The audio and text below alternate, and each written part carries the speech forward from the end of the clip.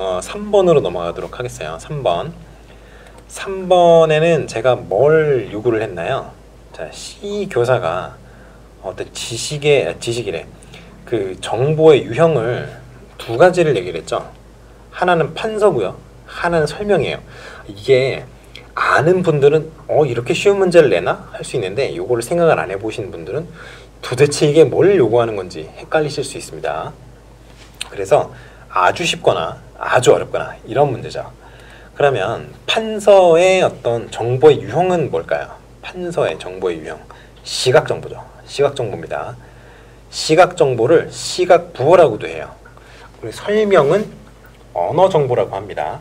언어정보를 어문부호 또는 음성정보라고 얘기를 합니다.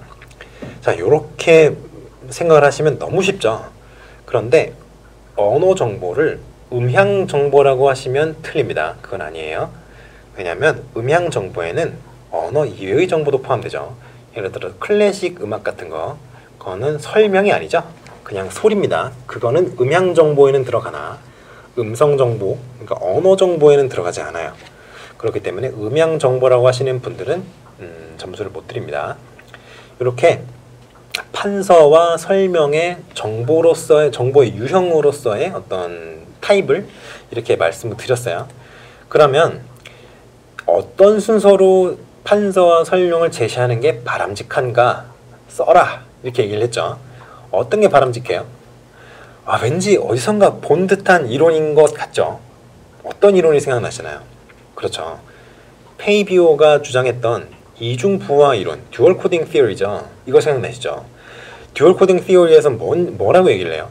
시각 정보랑 음성 정보랑 동시에 줄 때 학습 효과, 그러니까 기억 효과가 더 극대화된다. 그게 기억 효과가 더 커진다. 이렇게 얘기를 하잖아요. 그러면 뭐라고 쓰셨어야 돼요? 시각 정보를 먼저 줘야 되나요? 아니면 음성 정보를 먼저 줘야 되나요? 동시에 줘야죠. 여기 동시에. 그러니까 말을 하면서 쓰라는 겁니다. 근데 이게 쉽지가 않아요, 사실. 익숙한 내용을 강의를 할 때는 이게 어느 정도 기계적으로 판서를 할 수가 있는데 이 연습이 안 된 부분은 판서를 하면서 말을 하는 게 쉽지 않습니다. 그래서 이제 판서를 하면서 설명을 어느 정도 잘하는가, 이제 그 경력이 어느 정도 쌓였느냐, 그걸 얼마나 연습을 했느냐를 좀 나누는 기준일 수도 있는 것 같아요. 원래 뭐 천성적으로 잘하는 사람도 있습니다만 연습을 해도 안 되는 사람들도 또 있어요. 그 경력이 오래 되셨는데도 뭐 못하는 분들은 못하죠. 그래서 아무튼 간에 시각 정보랑 음성 정보를 동시에 제공할 때 기억 효과가 가장 좋다. 이런 얘기를 들 수 있을 것 같아요. 근데 그럼 이게 왜 그러나요? 이중부호화 이론에 따르면은 어떠한 개념에 대해서 이렇게 개념이 있다고 합시다. 이 개념에 대해서 시각 정보랑 음성 정보를 같이 주는 거죠. 동시에 주는 거예요. 그러면 시각 정보가 이 개념과 연관이 되고 음성 정보도 개념과 연관이 되고, 그러니까 그 연결고리가 두 가지가 동시에 생기죠. 그러면 요거 하나를 까먹더라도 요거를 인출할 수가 있죠. 그렇죠?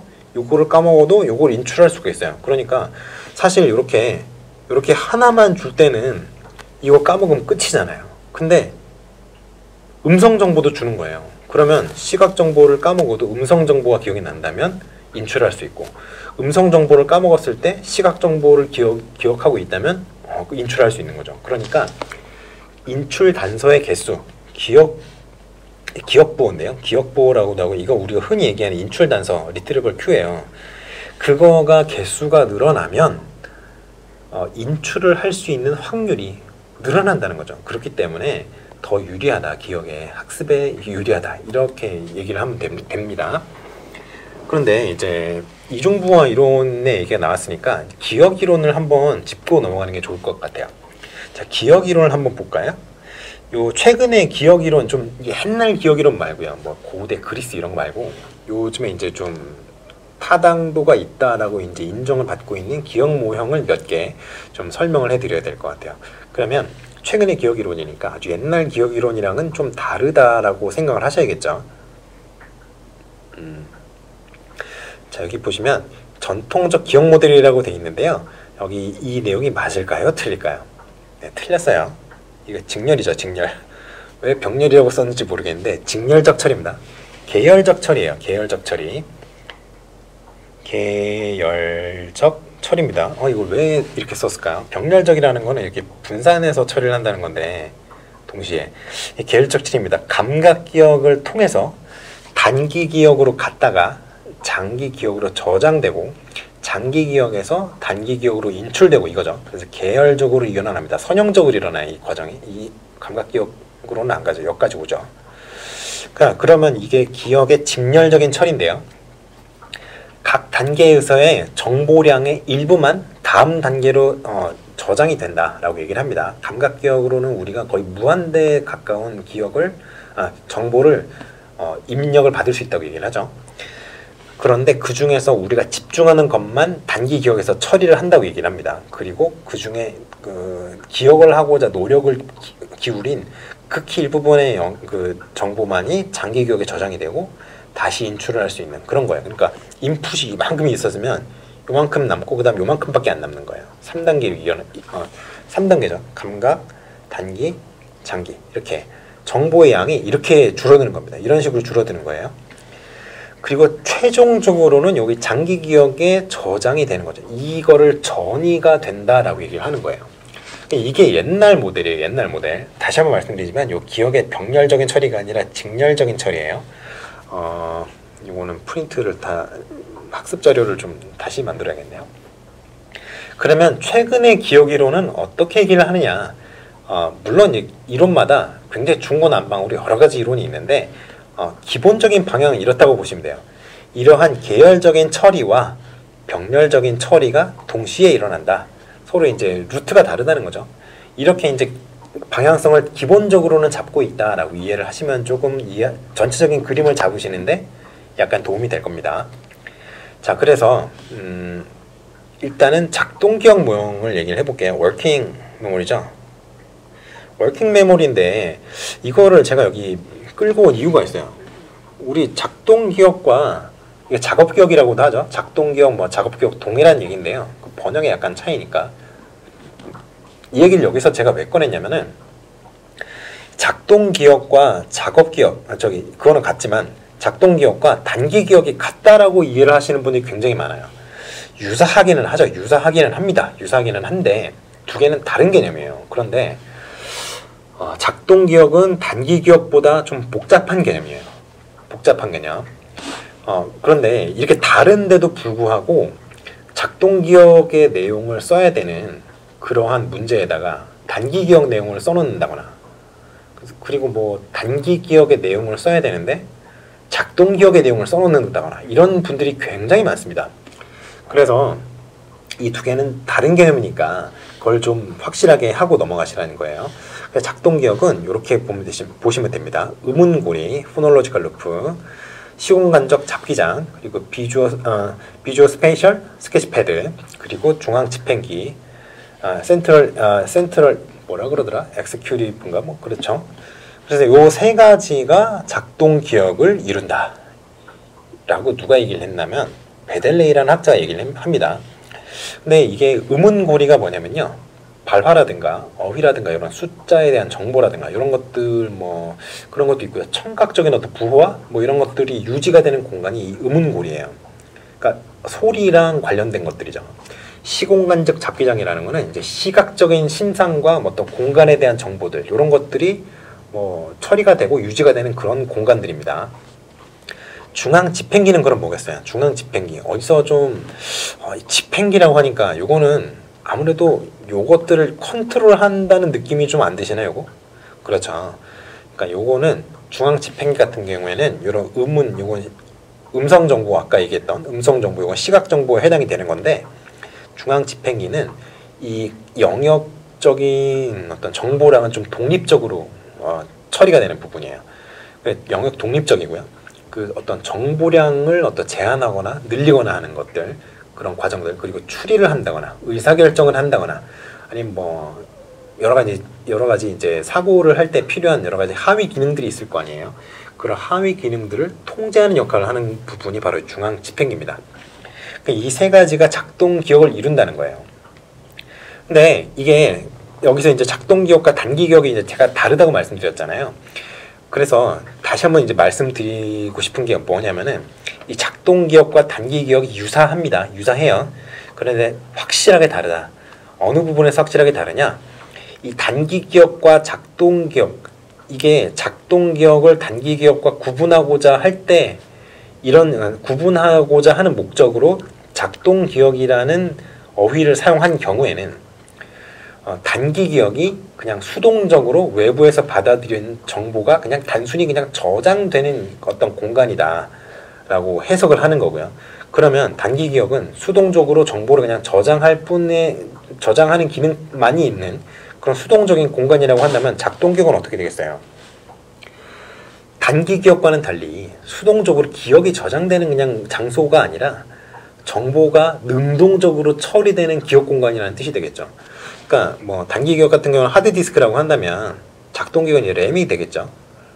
뭐 그렇게 생각하시면 될 것 같습니다.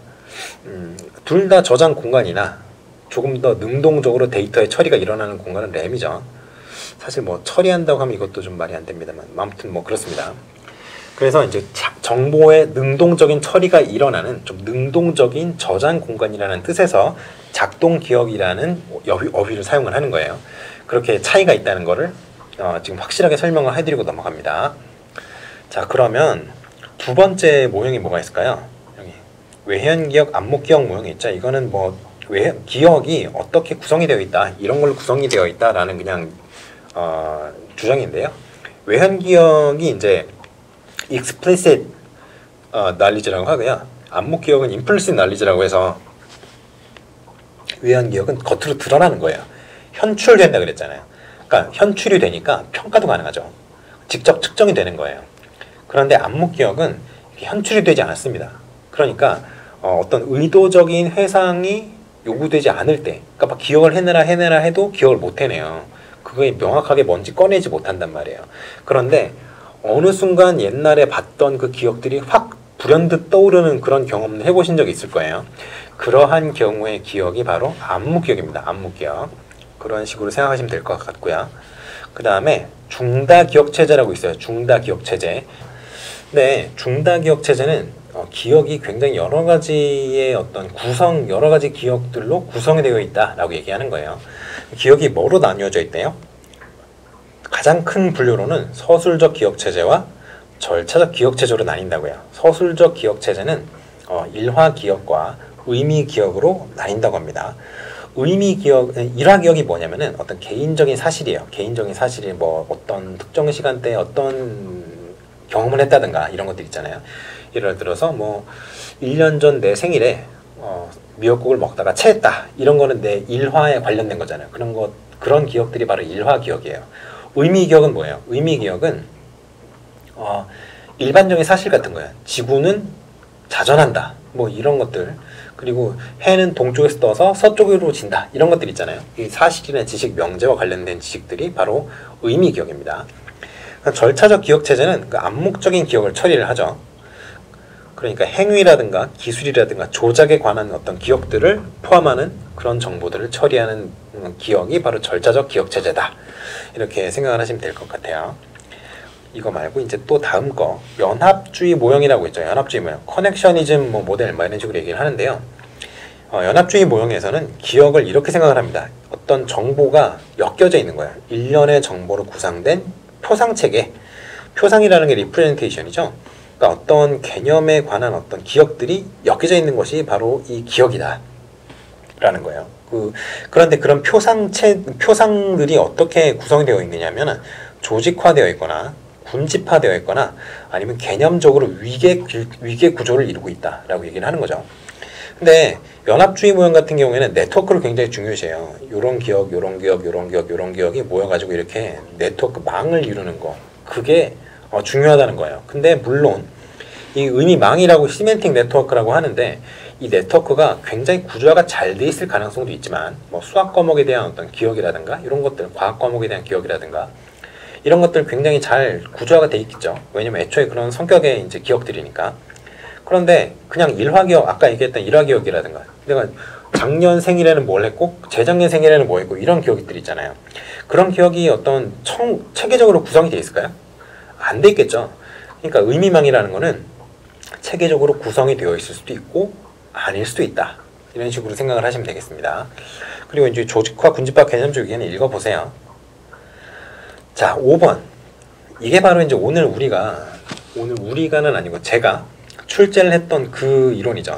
이중부화 이론. 그래서 이중부화 이론에서는 요거는 좀 자세하게 설명을 해드릴게요. 왜 그러냐면 이게 상당히 이제 최근에 가설이 세워지고 검증이 된 이론이에요. 가설이 맨 처음에 제시가 됐던 거는 70년대 초인데요. 지금부터 50년 전이죠. 근데 MRI 있잖아요, 여러분. MRI 찍어보신 적 있으실 건데 여기 MRI가 종류가 있어요. MRI 중에 이제 기능적 MRI라 그래가지고 뇌 혈류 찍는 거 있습니다. 그래서 이제 뇌과학자들이 연구를 할 때 어떠한 생각을 하면은 뇌 어느 부분에 혈류가 많이 지나가고, 요게 뭔 얘기냐면요, 그쪽에서 포도당을 많이 쓴다는 거예요. 뇌는 에너지원으로 딱 하나 씁니다. 딱 하나. 포도당밖에 안 써요. 근데 fMRI로 이제 기능적 MRI로 이제 혈류의 조형을 하면 어떤 부분이 활성화되는지 이제 찾아낼 수 있단 말이에요. 그래서 이 fMRI로 검증을 해봤더니 이중부화 이론이 상당한 정도로 타당성이 있다라고 사람들이 많이 이제 검증을 해놨어요. 그렇기 때문에 요거는 좀 의미가 있는 이론이다, 이렇게 말씀을 드릴 수 있을 것 같아요. 페이비어의 이중부화 이론인데, 이 이중부화 이론에서는 정보를 기본적으로 두 타입으로 나눠요. 뭐냐? 시각보호랑 어문보호. 그렇죠. 근데 이 두 가지가 동시에 주어지면 기억을 할 때 기억력이 향상이 된다. 왜 그러냐? 그 인출 단서 있죠. 인출 단서, 기억보, 그 개수가 늘어나기 때문에 어느 하나를 까먹어도 다른 거 하나를 기억하면 이제 인출을 하기 쉽다, 이거죠. 그래서 시각 정보랑 언어 정보, 모든 기억은 요 두 가지로 이루어진다고 얘기를 해요. 사실 이게 좀 의문이 있을 수 있어요. 그러면 내가 맛을 기억을 못하나? 여러분 못하십니다. 여러분 기억 못해요. 냄새 기억 못하나? 못합니다. 여러분이 지각할 수 있는 형태로 기억을 못해요. 다른 어떤 정보들은, 그거는 거의 검증이 된 얘기고요. 보통 뭐 몇 초 내로 다 날아가죠. 그리고 그거는 어떤 파지가 되는 그런 종류의 기억이 아닙니다. 그런데 이제 시각 정보랑 언어 정보 두 가지로 나눌 수 있는데, 모든 정보는 파지가 되고 전이가 되는, 장기 기억으로 저장될 수 있는 유형의 정보는 요 두 가지라는 거예요. 그런데 어떻게 부호화가 되느냐, 어떤 식으로 저장이 되느냐, 바로 공간적인 부호화를 통해서 저장이 된다는 겁니다. 언어 정보 같은 경우에는 계열적인 부호화를 통해서 저장이 된다고 얘기를 해요. 그럼 이게 무슨 소리냐? 여러분이 눈을 가만히 감고 생각을 해보세요. 이렇게 하지 말고, 여러분 앞에 놓여있는 여러 가지가 있을 거 아니에요. 책도 있을 수 있고요, 컴퓨터도 있을 수 있고요. 펜을 책상에 딱 놓고 한번 5초 정도 보시고, 책상을 보시고 눈을 감아보세요. 어디에 뭐가 있는지 기억이 다 나십니까? 나시죠? 방금 전에 봤잖아요. 그런 식으로 이 시각 정보 같은 경우에는 사진을 찍듯이 어떤 물건이 어디에 있고 어떤 물건이 또 어디에 있고, 이렇게 전체적으로 그냥 정지되어 있는 화면으로 기억이 돼요. 그래서 그 영상으로 기억이 된단 말이죠. 그런데 이 기억은 어떻게 탐색이 되느냐 하면은, 여러분이 이제 눈을 감고 이제 기억을 떠올리셨을 거 아니에요. 근데 그 중에 가장 인상에 남는 뭔가 한 점이 있을 겁니다. 그 점을 고착점이라고 얘기해요. 픽세이션 포인트.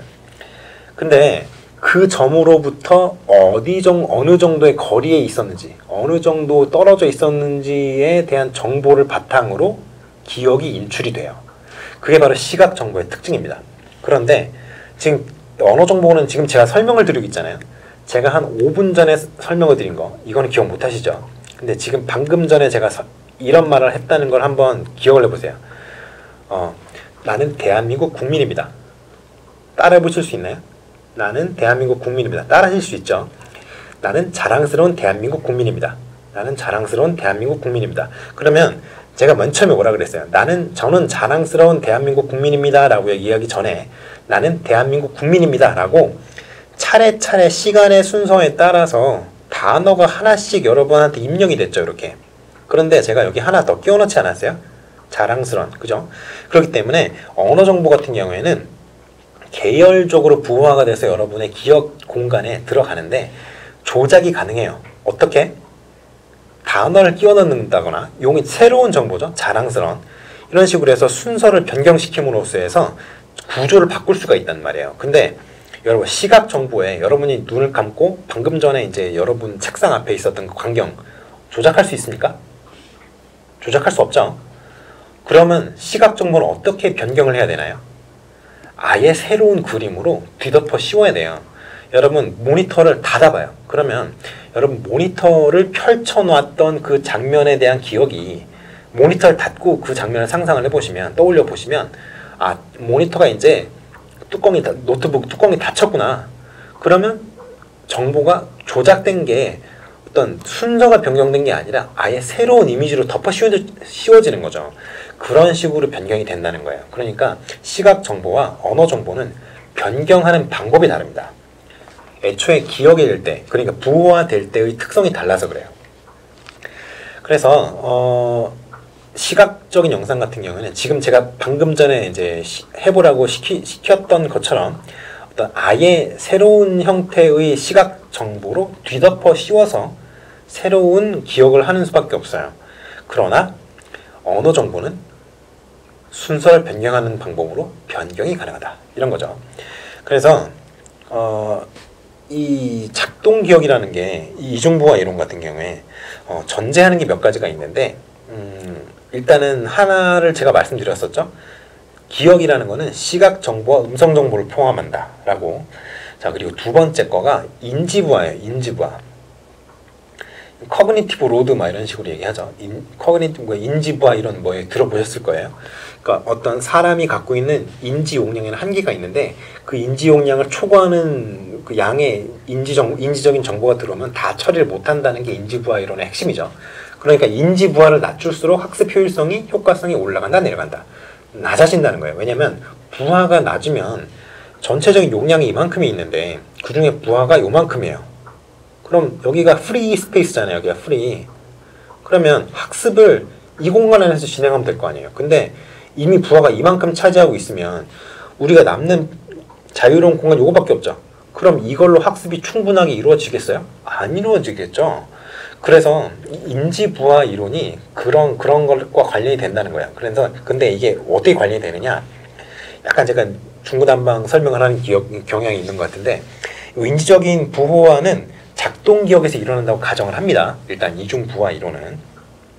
근데 그 작동 기억의 용량이 제한되어 있다고 가정을 해요. 그렇기 때문에 인지부화가 생기는 경우에는 작동 기억에서 원활한 정보 처리가 안 일어나겠죠. 그렇게 이제 가정을 하고 그 이론을 전개를 해 나갑니다. 잠깐 끊고 하겠습니다. 네, 그러니까 그 인지부화 이론을 인지부화 이론에서 가정하고 있는 그 가정들을 이중부화 이론은 거의 다 받아들여요. 그러니까 어떤 과제의 수행 장면에서 학습자의 인지 체계가 부하를 겪는 경우에는 인지 구조 남아있는 그 자유 공간이 적으니까 인지 구조가 이제 보유하고 있는 인지 구조 양을 초월해서 학습을 할 수는 없으니 그럼 여러 가지로 학습 효과가 감소하는 효과가 나타난다는 거죠. 이거를 split attention effect라고도 합니다. 이게 집중 분리 효과라는 거예요. 집중 분리 효과. 과도한 인지 부하로 인해서 학습 효과가 감소하는 효과. 이게 이제 집중 분리 효과인데 이거는 사실 조금 내기는 어렵지 않을까. 근데 아무튼 이런 효과가 있다는 거 알아두시면 좋을 것 같고요. 자, 그리고 이제 맨 처음에 얘기를 해드렸던 것처럼 그 어떤 시각 정보와 언어 정보가 동시에 어떤 개념과 관련이 됐을 때 인출하기가 더 쉬워진다. 인출 확률이 더 올라간다. 이런 얘기를 해드렸습니다. 자, 그래서 이중부화 이론이 가장 이제 마지막에 제시된 어떤 그리고 많이 현재까지도 많이 지지를 받고 있는 그 기억 이론인데 이거가 the one best solution은 아니에요. 이거에 대해서 의문을 갖고 이의를 제기했고 그리고 지지를 많이 받고 있는 이론들도 있습니다. 예를 들어서 일반 부호화 이론이라는 것도 있어요. 이거는 듀얼 코딩이잖아요. 이거는 듀얼 코딩 시어리잖아요. 근데 그거는 커먼 코딩이에요. 커먼 코딩 시어리라는 게 또 있습니다. 일반 부호화 이론이라고 하는데 아직까지 우리 교육학에서 일반 부호화 이론이라든가 이런 것까지는 다루지 않는 것 같아요. 제가 기회가 된다면 다음에 한번 일반 부호화 이론을 가지고 와서 설명을 한번 해드리도록 하겠습니다. 근데 그거에 대해서 출제는 좀 쉽지 않을 것 같으니까 이건 참고 자료를 제가 한번 설명하는 그런 시간을 한번 가져보도록 하겠어요. 자, 그럼 3번 해설이 여기까지 하고 끝났습니다.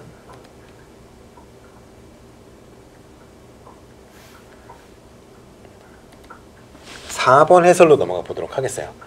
4번은 여러분이 무엇을 쓰셔야 됐나요? 그렇죠.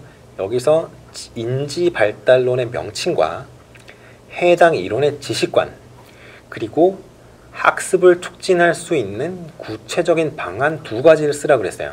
이건 이제 여기 지식관 이 부분, 그 해당 이론의 지식관 이 부분은 기출의 냄새가 많이 나죠. 어떤 이론을 물어봤어요? 구성주의 교수 학습 이론 중에 사회적 구성주의를 물어본 거죠. 사회적 구성주의. 그런데 그래서 이제 사회적 구성주의라는 거를 이제 인지를 딱 눈치를 채셨으면 이때의 지식관은 이제 상대적 지식관 뭐 그런 식으로 이제 해석을 해서 쓰셨으면은 점수를 잘 받으실 수 있었겠죠. 근데 이제 구성주의를 한번 건드렸으니까 구성주의를 한번 전체적으로 훑고 넘어갑시다. 구성주의가 우리가 이제 흔히 얘기를 하잖아요. 인지적 구성주의, 뭐 개인적 구성주의라고 하는데요. 장 피아제가 주장하는 거고요. 그리고 사회적 구성주의 또는 변증법적 구성주의라고 하는 이 구성주의는 이제 비고츠키가 주장한 그런 구성주의다 이렇게 우리들 알고 있잖아요.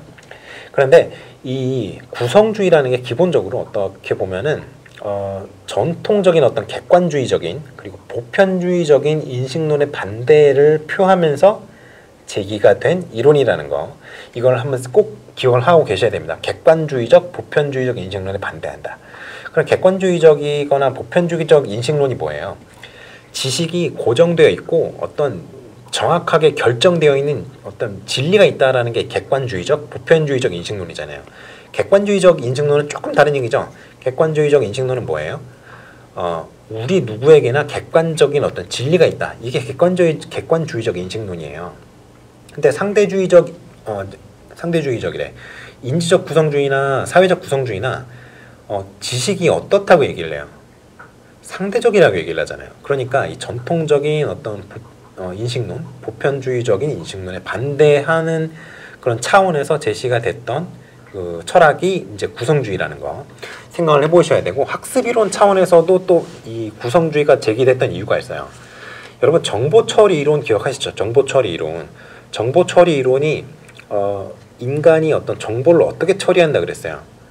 감각기관에서 들어와서 단기 기억으로 들어왔다가 장기 기억으로 다시 이제 전이가 되고 장기 기억에서 단기 기억으로 인출되기도 하고, 이렇게 선형적인 계열적인 과정을 거쳐서 정보가 저장되고 인출되고 이렇게 한다, 이렇게 얘기하는 게 정보처리 이론이잖아요. 근데 이 과정에서 학습이 개체의 정신 안에서만 일어난다고 얘기를 하죠.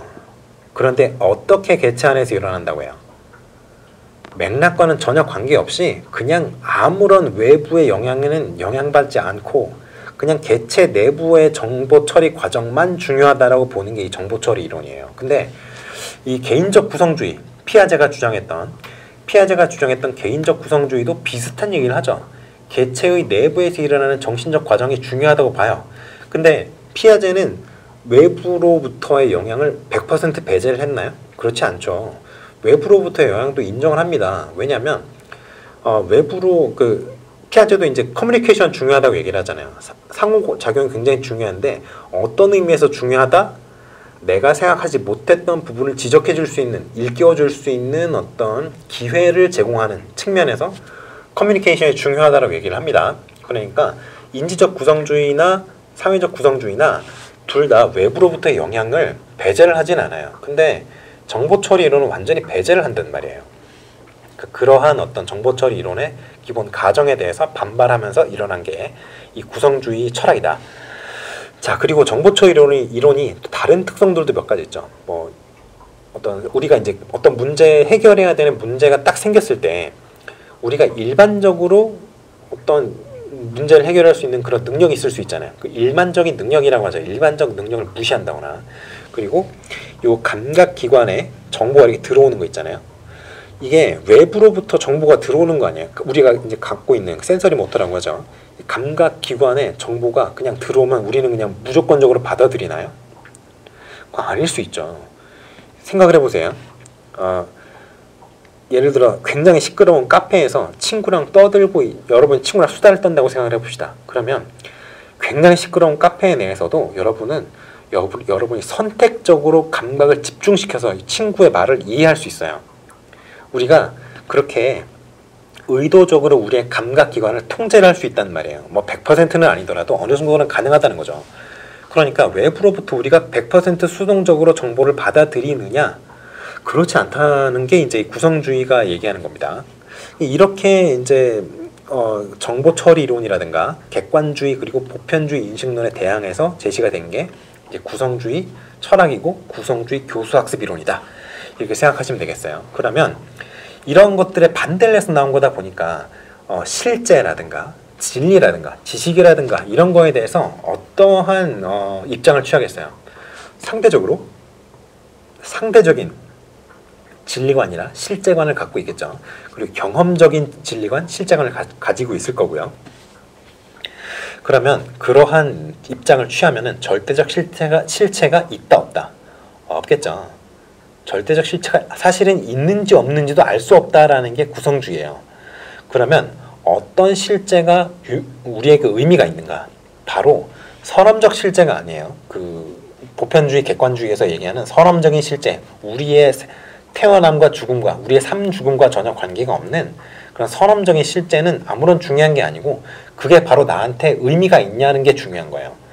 나한테 어떤 내가 이제 경험을 하고 내가 나의 경험적 과정을 거쳐서 형성되는 그 현실이 우리에게 의미가 있는 실제라는 겁니다. 그러니까 our vision of reality라 그래서 우리 나름의 실제 이게 중요하다고 얘기를 하는 거예요. 그러면 진리는 어떻게 돼요? 방금 전에 말했죠. 나한테 유용하면 그거 나한테는 진리인 거예요. 그렇죠? 좀 웃기는 그 비유지만 이렇게 생각을 해봅시다. 저는 그 삭힌 홍어를 못 먹거든요. 저는 못 먹어요. 그런데 제 동생은 굉장히 잘 먹습니다. 그러면 삭힌 홍어는 저한테는 진리가 아니지만 제 동생한테는 진리가 되는 거예요. 그런 식인 거죠. 그러니까 뭐 말도 안 되는 비유인데 그렇게 자신에게 유용하기만 하면 그거 진리다 이거예요. 그런 식으로 받아들이는 게 구성주의라는 거죠. 그래서 구성주의에는 인지적 구성주의, 장 피아제가 주장했던 인적 구성주의가 있고 인지적 구성주의는 개인 내부에서의 인지적 과정을 강조합니다. 그리고 사회적 구성주의는 사회적인, 문화적인, 역사적인 그러니까 개인 외부에 있는 어떤 영향을 중요시해요. 그런데 두 개 다 외부의 영향력을 배제하느냐? 아니죠. 사회적 구성주의는 당연히 아니고요. 인지적 구성주의조차도 외부에서의 영향력을 긍정적으로 받아들입니다. 어떠한 의미에서 내가 깨닫지 못한 인지적 과정이 존재할 수 있다는 그 깨달음을 줄 수 있는 기회를 제공한다. 이런 측면에서 외부 환경과의 어떤 커뮤니케이션을 중요시한다라고 얘기를 하는 거예요. 그러면 이거 둘 다 어떠한 차원에서 지식이 창조된다고 얘기를 하겠어요? 외부로부터 전달된 지식이 중요하다고 생각하겠어요? 아니면 내가 구성한, 내가 정말 내가 이제 사고를 하고 생각을 하고 그렇게 해서 내가 처리한 지식과 경험에 의해서 구성한 그 지식이 중요하다고 생각하겠어요? 당연히 후자를 더 중요시하겠죠. 그리고 그것만 나한테 의미가 있다고 생각을 합니다. 그래서 지식이라는 거는 이 구성주의에서는 어떤 구성주의건 그 지식의 구조, 여기서 이제 뭐 나선형 교육과장이 얘기하는 브루너가 얘기하는 지식의 구조가 아니고요. 그 지식이 갖고 있는 어떤 구조가 있을 거 아니에요. 지식도 이제 구조화가 돼 있으니까 그러한 구조가 만들어지는 어떤 맥락, 상황에 영향을 받는다. 이게 구성주의가 갖고 있는 기본적인 전제라고 생각하시면 되겠어요. 그리고 이제 약간 이거는 약간 투마치 인포메이션이긴 한데 TMI인데 이 기본적으로 구성주의 교육관에서의 어떤 수업 이거는 이제 굉장히 이제 실제적인 상황 뭐 이런 거 얘기를 많이 하잖아요. 문제 해결 학습 이런 거 중요시하고요. 그리고 이제 학습자 중심의 자기 주도적 뭐 과정 중심적 학습이 일어난다고 하는데 여기까지는 이제 TMI가 아닌데 이제부터가 약간 TMI가 나와요. 뭐냐면 이 자기 중심 학습 있죠. 과정 중심 학습, 자기 주도적 학습 이거는 크게 이제 두 가지 원리가 적용이 됩니다. 하나는 미리 주어진 정보 없이 이게 이제 WGI라 그래서 without given information이라 그래요. 미리 주어진 정보가 없이 일어나는 학습이고 그리고 주어진 정보를 뛰어넘는 어떤 성취 그러니까 주어진 정보를 넘어선 beyond given information 그래서 BGI라 그러는 그 두 가지 원리가 적용되는 학습이 바로 이제 자기주도적 학습이고 과정 중심적 학습이라는 게 있어요. 그 두 가지를 특징으로 한다. 마지막 거는 TMI이긴 한데 일단은 그 정도다라고 생각을 하시면 될 것 같고요. 자, 그래서 인지적 구성주의는 지금 제가 다 얘기를 했죠. 쭉 얘기를 했어요. 지식 구조가 뭐 인적 활동을 통해 구성된다. 뭐 지식과는 외부 환경이 존재하는 정말 직접적인 관련은 없으나 그러나 외부 환경에 어떤 의미가 있다? 내가 생각해내지 못한 인지적 과정이 존재할 수 있다는 것을 알려주는 어떤 기회를 제공한다. 그런 의미에서 중요하다. 외부 환경이라는 거는 선행하는 인지구조를 기반으로 구성된다. 그래서 이제 스키마라고도 하는데요. 이걸 뭐 스키마라고도 할 수 있고요. 스키마틱 널리지라고도 해요. 스키마틱 널리지라고 두 개가 다 같은 표현입니다. 그러니까 요거는 뭐 그렇게 백그라운드 널리지로 알고 계시면 될 것 같고요. 그 다음에 인지적 구성주의를 얘기를 했으니 이제 밑밥을 깔았으니 오늘의 주제 사회적 구성주의로 넘어가 봅시다. 사회적 구성주의는 비고츠키가 주장을 했죠. 비고츠키. 그래서 사회적 구성주의의 전제는 이겁니다. 학습에는 맥락이 중요하다는 거예요. 그런데 이거는 여러분이 이제 보신 분도 있을 수 있고 안 보신 분들도 있을 수 있는데요. 이 기호와 상징이 굉장히 큰 영향을 준다라고 얘기를 합니다. 이 기호와 상징이 왜 중요한 영향을 미칠까요? 아주 큰 영향을 미칠까요? 왜 그럴까요?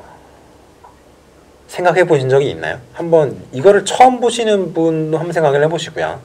그 전에 그냥 이렇게 그냥 피상적으로 그런 이렇게 중요하게 영향을 미친다더라, 중요하게 여긴다더라 이렇게 그냥 보고 넘어가셨던 분들도 왜 그런지 한번 생각을 해보시겠어요? 왜 그럴까요? 사회적 구성주의는 뭘 강조해요?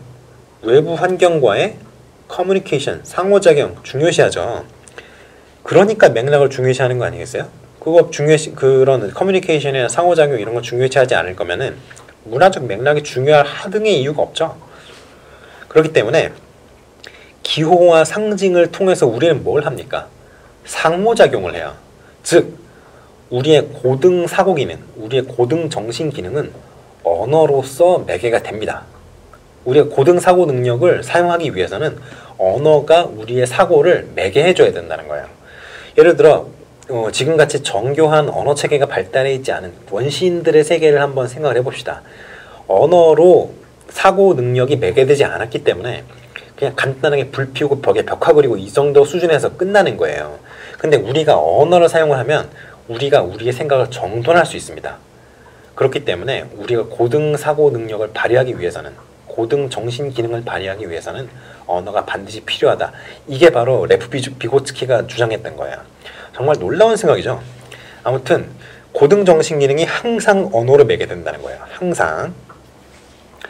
자, 그래서 방금 전에 이제 얘기를 했던 인지적 구성주의 있잖아요. 인지적 구성주의. 인지적 구성주의가 그러면 약간 사회적 구성주의랑은 반대되는, 서로 이제 병존할 수 없는 그런 차원의 얘기가 있다라고 느끼실 수 있어요. 그런데 이게 두 개가 서로 병존할 수 없느냐 하면은 공존할 수 있습니다. 이 두 개가 서로 다른 얘기를 하는 것 같지만 어느 부분에서 그럴까요? 이게 사실은 일단은 인간의 그 정신 기능이 작동하는 그 기본 어떤 틀 자체는 거의 비슷하게 가져와요. 외부로부터 정보를 받아들이잖아요. 감각기관에서. 그럼 이게 단기 기호로 넘어가죠. 그리고 장기 기호로 넘어갑니다. 이렇게. 근데 이 과정 자체를 부정하지는 않아요. 이 과정 자체는 비슷하게 생각을 하는데 이 과정에서 중요하게 작용하는 것이 어느 부분이라고 생각하느냐, 이 부분에서 차이가 있는 겁니다. 인지적 구성주의는 이 과정에 이쪽 부분에 좀 초점을 맞추는 거예요. 개인의 내적인 부분이잖아요. 그런데 이제 그 사회적 구성주의 같은 경우에는 외부와의 커뮤니케이션을 더 중요시하는 거죠. 그러니까 이제 그 상호작용을 더 중요시한다고 해야 되나? 그러니까 강조점이 다른 거지 두 개가 완전 다른 소리를 하는 거는 아닙니다. 사실 개인 내적인 어떤 정보 처리 과정과 인지적 과정, 그리고 개인 그 사회적인 상호작용 둘 다 중요하다라고 생각을 하는 겁니다. 근데 둘 다 중요한데 그래도 이게 더 중요해, 이게 더 중요해, 이렇게 나누는 거예요. 그렇게 생각하셔야 됩니다. 아시겠죠? 그러면 이 사회적 구성주의가 장점이 뭐가 있을까요? 장점. 지식과는 뭐 여러분들 다 아시는 얘기니까 객관적인 절대적인 진리가 없다라고 얘기를 했죠. 없습니다. 없어요. 그러니까 객관주의적, 보편주의적 어떤 인지관, 인지론 이런 거를 반기를 들고 나온 거죠. 상대적 진리관, 이거가 이제 두 번째죠. 여기 보시면 D 교사가 언급하는 인지발달 이론의 명칭, 사회적 구성주의고요. 해당 이론의 지식관, 이겁니다. 상대적 지식관 또는 진리관, 이렇게 쓰시면 돼요. 여기서 학습을 촉진하는 구체적인 방안 두 가지를 쓰라 그랬어요. 이게 이제 여러분이 오늘 쓰셔야 되는 마지막 내용이 되겠죠. 그러면 장점과 단점 같은 거를 좀 알아보면 이 장점을 알면 우리가 어떻게 하면 되겠어요? 장점을 더 강화하는 방향으로 학습을 촉진할 수 있겠죠. 사회적 구성주의를 배경으로 했을 때. 단점을 보완하면 사회적 구성주의 학습을 촉진할 수 있겠죠. 그러니까 장점과 단점을 조금씩 알아봅시다. 장점이 어떤 게 있어요? 맥락을 제공한다는 게 있어요. 맥락을 제공하면 실제 세계와 우리 학습을 연관지을 확률이 높죠. 왜냐면 학습이 우리가 실제로 접할 수 있는 상황과 굉장히 유사하면 그때 그거 이렇게 하면서 사고 처리하는 사고를 우리의 사고의 속도도 빨라지고요. 기억도 잘 납니다. 그리고 이미 겪어봤던 일에 대해서는 그러면 혹시 이런 거는 있지 않을까? 이런 예외적인 경우에 대해서도 우리가 처리를 할 수 있게 되죠. 그러니까 더 고차원적인 사고를 할 수 있게 된다는 얘기입니다. 결과적으로. 그러니까 실제 세계와의 관련성이 높을수록 고차원적인 사고를 할 수 있는 여유가 생기고요. 활성화된 지식을 습득이 가능하다는 거죠. 그리고 그러다 보니 높은 수준에서 학습이 가능하다는 점이 있어요. 그리고 상호작용을 한다 그랬잖아요. 상호작용. 여기 사회적 구성주의에서 맨날 얘기하는 게 뭐예요? 이거잖아요. GPD. GPD가 뭐예요? General Progressive Development, 근접 발달 영역이라고 하는 거. 이게 뭐예요? 현재 발달 수준이 이거고 최대 잠재적인 발달 수준이 이건데 이 두 가지 발달 수준의 차, 이 가운데 영역이 바로 GPD라는 거잖아요. GPD. 그럼 GPD는 발달할 수 있는 영역이에요, 없는 영역이에요? 외부로부터의 도움이 있다면 발달할 수 있는 영역이에요. 그런 잠재력이 미치는 영역이라는 거죠. 근데 이 잠재적으로 발달할 수 있는 최대치가 여기라고 했을 때 이 B라고 합시다. B보다 더 어려운 거, 이거는 가능해요? 외부의 도움이 아무리 줘도 여기까지는 미칠 수 없어요. 하지만 GPD 내부의 영역이라면 외부의 도움이 충분히 주어지는 경우, 그리고 딱 필요한 만큼 주어지는 경우, 뭐 이렇게 올바른 방향으로 타당한 방향으로 주어지는 경우, 이 정도 안에서는 발달을 할 수 있다는 게 사회적 구성주의가 하는 얘기잖아요. 그렇죠? 그러니까 이 GPD 내에서의 발달을 추구하기 위해서 사회적 구성주의가 하는 게 뭐예요?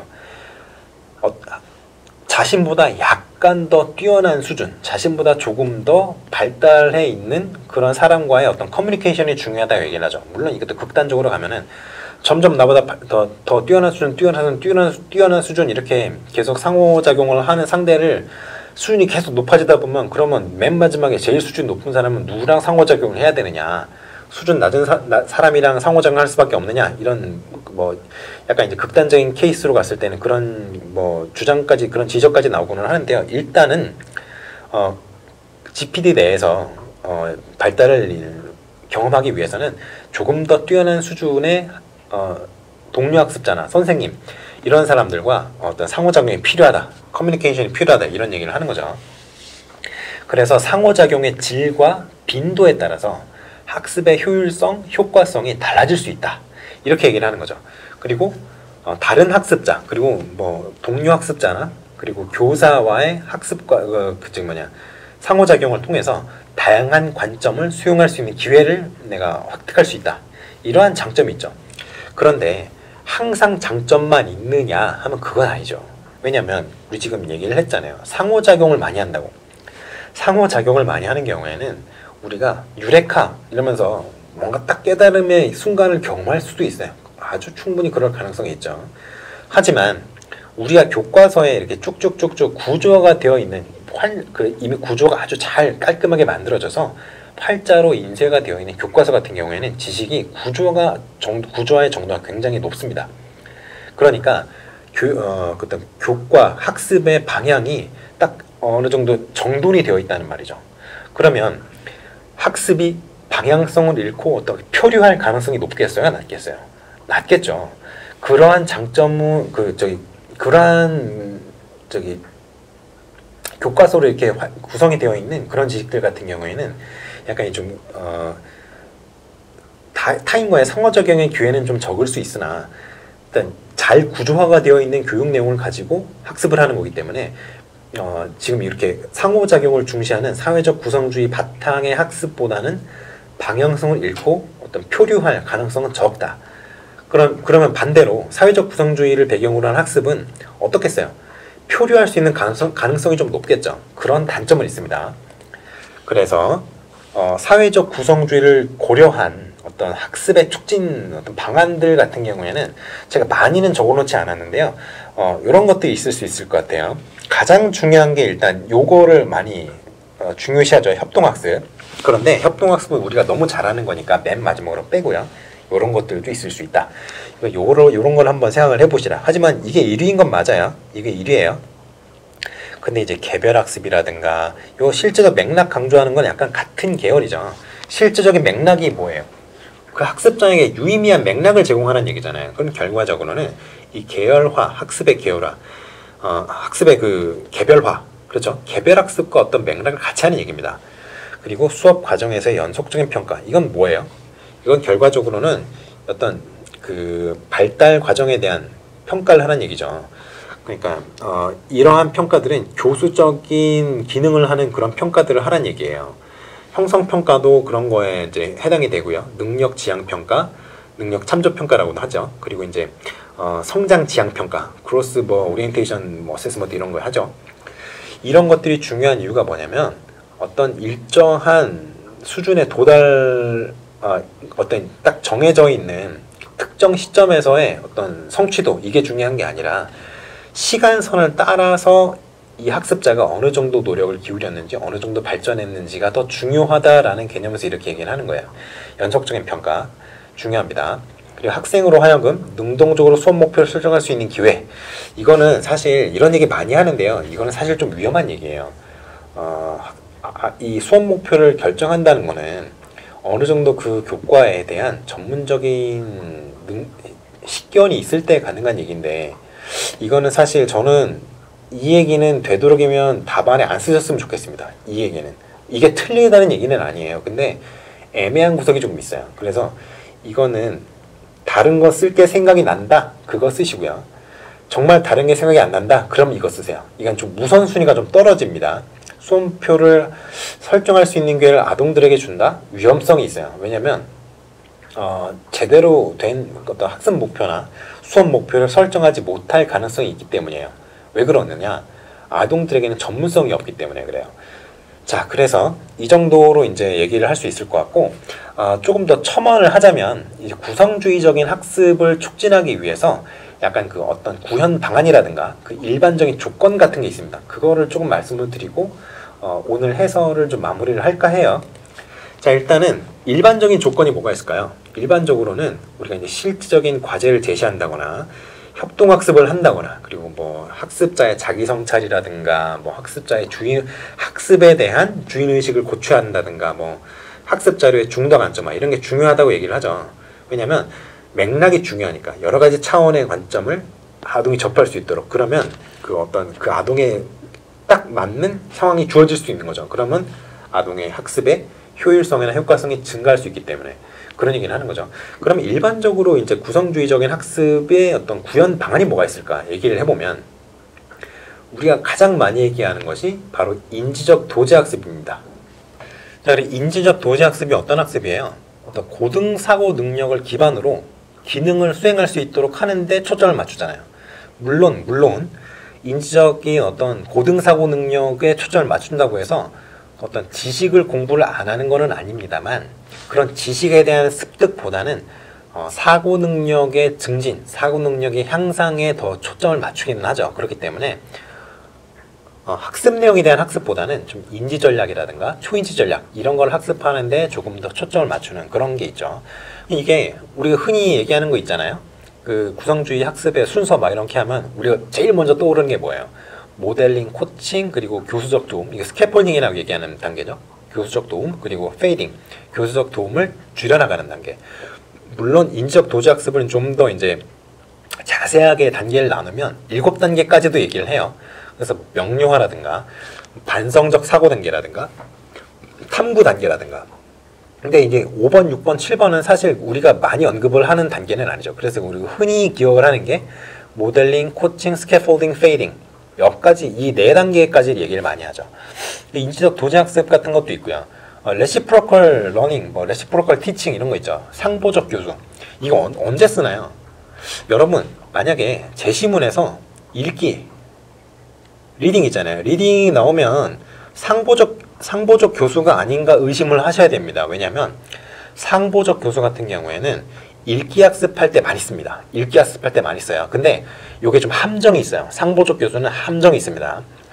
우리가 책을 볼 때, 우리가 이제 책을 볼 때라고 해야 되나요? 교과서 볼 때 있잖아요. 우리가 그 교과서라고 하기도 애매하고요. 교육학 그 임용고시용 교육학 개론서 가지고 우리 공부를 하잖아요. 상보적 교수의 단계를 보통 4단계로 나눠요. 4단계.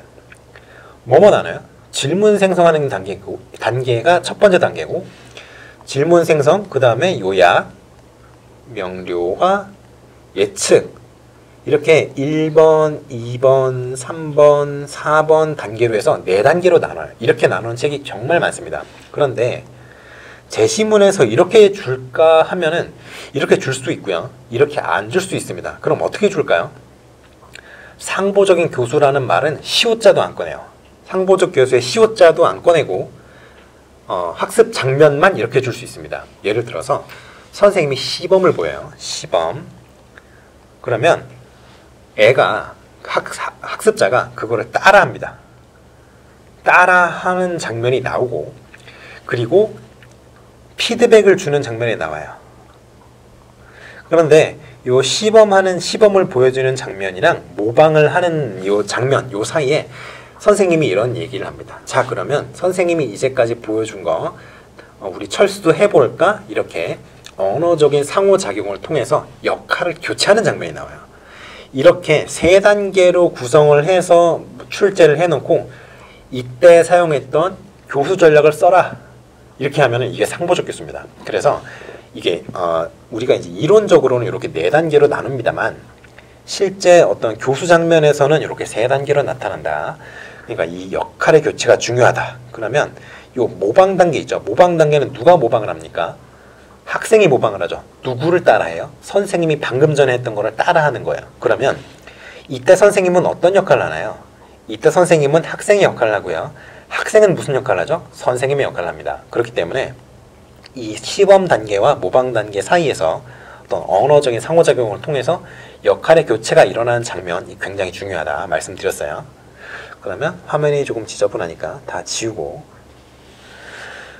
그러면 상보적 교수라는 것도 있고요. 또 이제 우리 흔히 얘기하는 것 중에 PBL 있죠. PBL Problem Based Learning, 문제 해결 학습, 문제 중심 학습 이런 얘기하죠. 이거는 애초에 성인 학습의 원리를 기반으로 해서 만들어진 교수 학습 방법이죠.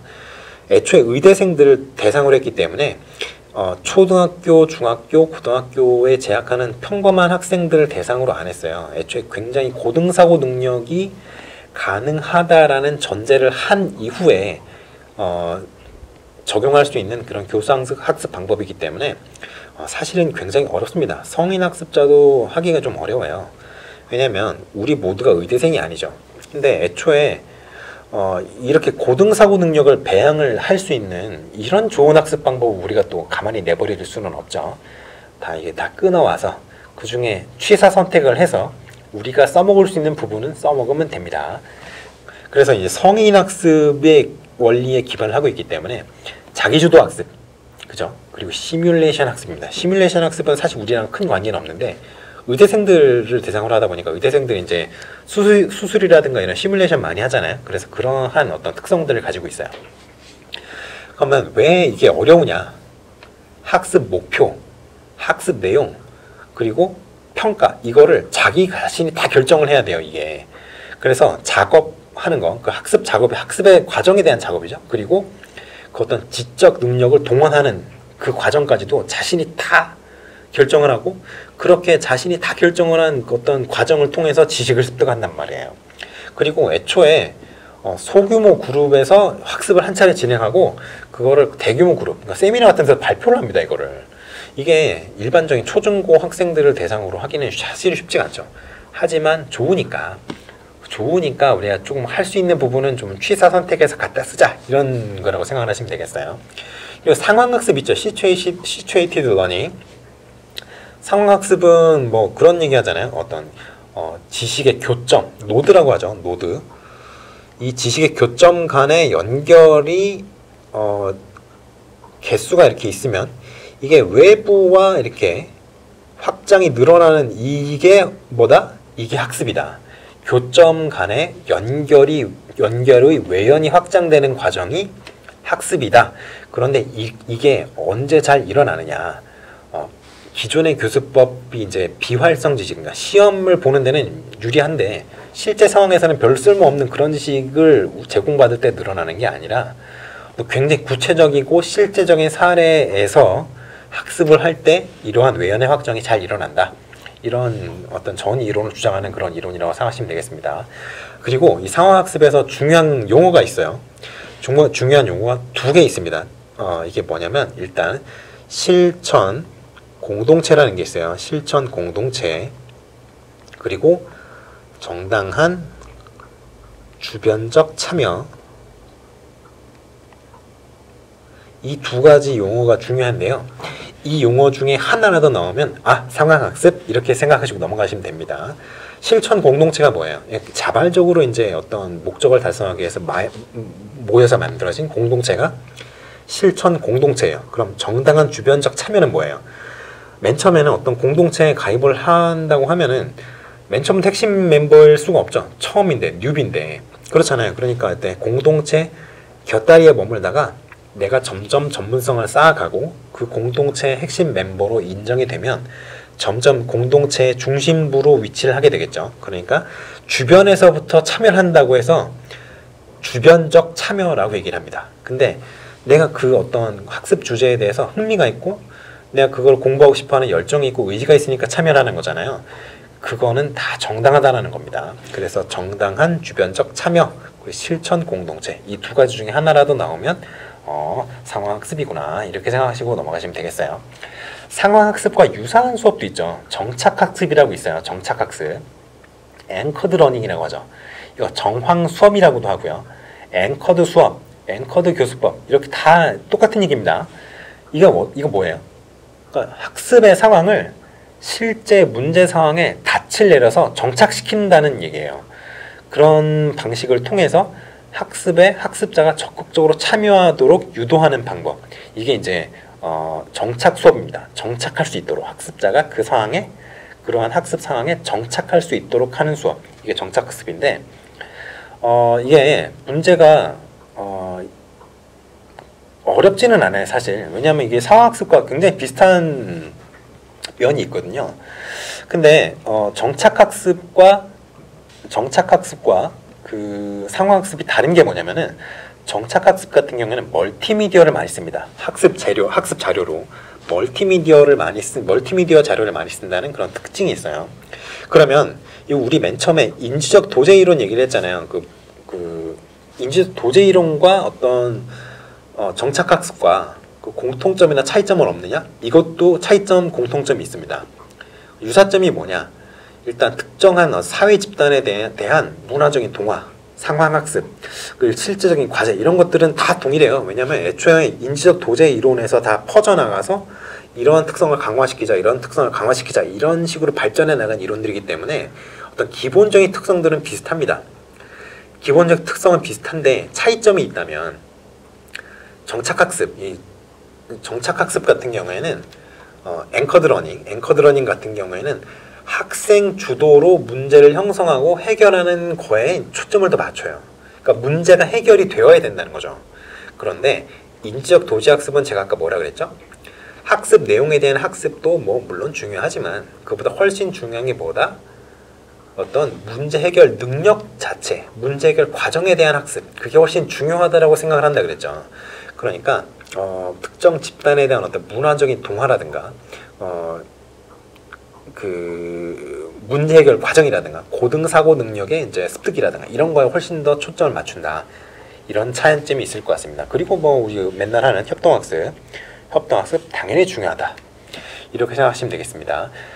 자, 오늘 굉장히 강의가 길었는데요. 제가 말씀을 드리고 싶었던 것 중에 말씀을 못 드린 게 있어요. 너무 시간이 길어져서. 이거는 다음 시간에 오늘 시간에 대한 복습도 잠깐 할 겸 말씀을 드리고 넘어가도록 하겠습니다. 어떤 거에 대해서 할 거냐면 피아제의 인지적 구성주의와 비고츠키의 사회적 구성주의가 공통점이 있고 차이점이 있다. 이거를 제가 오늘 간략하게는 말씀을 드렸어요. 간략하게는 말씀을 드렸는데 그 어떤 그 구성주의의 핵심 키워드가 되는 개념들이 몇 가지가 있습니다. 예를 들어서 언어와 발달의 뭐 순서라든가 이런 것들인데 그거에 대해서는 오늘 좀 내용이 너무 길어져서 다루지를 못하고 넘어갔어요. 그러니까 그거는 제가 다음 시간에 다루는 걸로 하고요.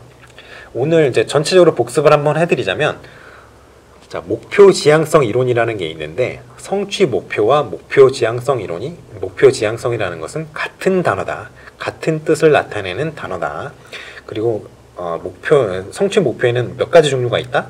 크게 보면 2가지, 조금 더 자세하게 보면 4가지가 있다. 숙달 목표가 있고요. 수행 목표가 있고요. 그리고 숙달 접근 회피, 수행 접근 회피 이렇게 4가지가 있다. 그런데 이제 가장 부정적인, 가장 좋지 않은 그 수행 목표가 뭐예요? 그 성취 목표가 뭐예요? 영희가 보여줬던 수행 회피 목표가 가장 부정적입니다. 그래서 이제 그런 걸 해결하기 위해서 뭐 여러 가지가 필요한데 여러 가지 방안을 생각을 할 수가 있는데 보상을 활용하는 방법이 있고, 그리고 이제 평가를 어떻게 하느냐, 평가를 하는 방법, 과제를 어떻게 제시하느냐, 과제를 제시하는 방법 이렇게 있고 뭐 기타 여러 가지 방법들이 있다. 이렇게 말씀을 드렸고요. 2번째, 자기 가치와 자아 존중감은 같은 뜻이다. 사실은 같지는 않습니다만 우리 교육학에서는 같다고 보시면 됩니다. 자기와 관련된 여러 가지 용어가 있는데 자기 개념이라는 용어가 있었고 자기 가치라는 용어가 있었죠. 이게 뭐 자아 존중감, 셀프 에스팀이랑 거의 비슷한 내용이라 그랬죠. 그리고 지각된 유능감이라는 얘기했습니다. 그리고 자기 효능감이라는 얘기를 했어요. 자기 효능감과 지각된 유능감이 같다라고 얘기를 하는 선생님들이 계신데 틀린 얘기죠. 지각된 유능감은 일반적인 얘기, 전반적인 얘기인데 자기 효능감은 지각된 유능감에 비해서 상당히 영역 구체적이고 영역 특수적인 얘기다. 그러니까 공부를 전반적으로 잘하지만 나는 그림 그리는 데는 영 소질이 없어. 나는 100m 달리기 하는 데는 영 소질이 없어. 이렇게 하는 거, 그런 상황도 충분히 가능할 수 있다. 이렇게 말씀을 드렸어요. 영수가 그 두 번째 문제 이제 영수가 이제 채택하고 있는 자기 가치 보호를 위해서 채택하고 있는 전략이 뭐였다? 자기 장애 전략이다. 자기 장애 전략은 노력을 일단 기울이지 않는 거예요. 난이도가 너무 높거나 아니면 너무 낮아서 아무도 해결할 수 없거나 누구나 풀 수 있는 그런 과제를 선택하는, 그런 노력을 전혀 기울이지 않으려고 하는 그런 자기 가치 보호 전략이다. 이게 너무 자주 사용되면 부정적인 학습 패턴을 야기할 수 있다. 그렇기 때문에 이거를 좀 고쳐줘야 되는데 어떻게 고치느냐? 성공 경험을 누적을 시키는 게 가장 좋다. 어떻게? 적절하게 도전감을 줄 수 있는 그런 과제를 제시를 해서 성공 경험을 누적시켜 줄 수 있다. 근데 그러한 과정에서 노력을 기울였음에도 불구하고 실패했을 경우 자아 존중감이 크게 손상될 수 있으니 자기 가치는 노력의 결과이고 능력은 노력의 증가를 통해서 투입하는 노력의 양을 증가시킴으로 해서 향상시킬 수 있다는 것을 계속 반복적으로 주지를 시켜줄 필요가 있다. 자아 존중감이 많이 손상되지 않도록 여러분이 보호해줄 필요가 있다. 이런 거죠. 3번에 이제 뭐 판서 설명 이거는 다 기억하시죠? 정보가 이제 시각 정보냐, 언어 정보냐. 이거보다는 더 중요한 게 뭐였다? 이중 부호화 이론이라는 게 있다. 이중 부호화 이론은 뭐 어떤 전제를 갖고 있어요? 정보라는 거는 두 타입이라고 얘기를 하죠. 이 이중 부호화 이론에서는 어떤 정보 있다? 시각 정보, 음성 정보 두 가지로 나뉜다. 언제 기억 효과가 좋다? 두 가지를 다 동시에 제시할 때 효과가 좋다. 이유가 뭐예요? 이유가 인출 단서의 개수가 늘어나기 때문이죠. 인출 단서가 여기서는 뭐라고 한다고요? 기억 부호라고 합니다. 기억 부호의 개수가 늘어나기 때문에 인출을 성공할 확률이 증가한다. 이런 얘기를 했었죠. 그래서 요즘에 이제 중요하게 받아들여지고 있는 여러 가지 기억 모델에 대해서 얘기를 했었고요. 그리고 이제 제가 좀 강조하고 싶었던 얘기 중에 하나가 단기 기억과 장기 기억, 작업 기억 또는 작동 기억이라고 부르는 같다 다릅니다. 아시겠죠? 단기 기억은 외부로부터의 정보를 그냥 수동적으로 받아들이는 단순한 수동적 정보 저장소의 개념이고요. 작동 기억 또는 작업 기억은 어떤 기억이에요? 외부로부터의 정보를 능동적으로 처리하는 공간이라고 얘기를 했어요. 그러한 큰 차이가 있으니 작업 기억을 써야 되는 곳에 단기 기억을 쓴다든가 단기 기억을 써야 되는 곳에 작업 기억을 쓴다. 이렇게 되면 점수를 받기가 좀 어렵겠죠. 그런 생각을 좀 하셔야 될 것 같습니다. 자, 그러면 오늘 이렇게까지 했고요. 마지막 4번 구성주에 관련된 내용은 오늘 정리하는 게 아니라 다음 시간에 오프닝 끝나고 바로 4번 문제를 한번 복습을 하면서 피아제의 개인적 구성주의, 인지적 구성주의라고 하죠. 그리고 레프 비고츠키의 사회적 구성주의 또는 변증법적 구성주의에 대해서 그 공통점과 차이점 그런 걸 한번 비교를 해보면서 한번 리뷰를 다시 한번 해드리는 그런 시간을 갖도록 하겠습니다. 자, 오늘 긴 시간 강의를 들으셨는데 고생하셨고 여러분 감기 조심하세요. 감기 조심하시고 더위 먹으면 안 됩니다. 가끔씩 냉면 같은 거 사 드시고 하세요. 아직까지는 날이 덥습니다. 자, 그러면 오늘 수고하셨고 다음 시간에 뵙겠습니다. 감사합니다.